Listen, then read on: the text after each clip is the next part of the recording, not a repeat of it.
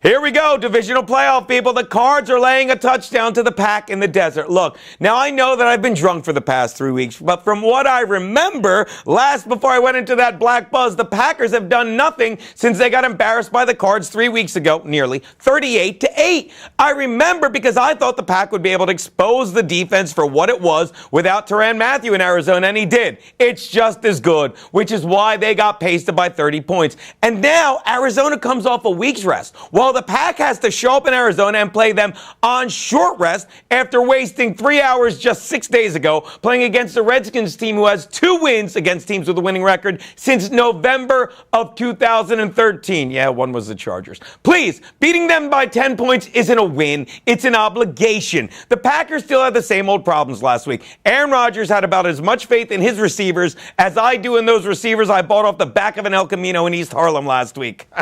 And just like his receivers, they're not much to brag about, and the hookups are just not right. Look, meanwhile, the Cards are a much different team since their last playoff game a year ago against the Panthers because they're healthy on offense. Carson Palmer has won 18 of his last 21 starts as a Cardinal. And by the way, if you're like me, that stat is actually 18 of his last 20 meaningful starts because that loss on the final week of the season to Seattle meant nothing because by the time it started to kick off, the Panthers already had blown away the Buccaneers and had clinched it. So he just turned it in, Arians just turned it into a glorified scrimmage. Everything they have done since their decimated season last year has led up to this game, and I think they beat up a tired, questionable Packers team early. Take the Cards, lay the TD.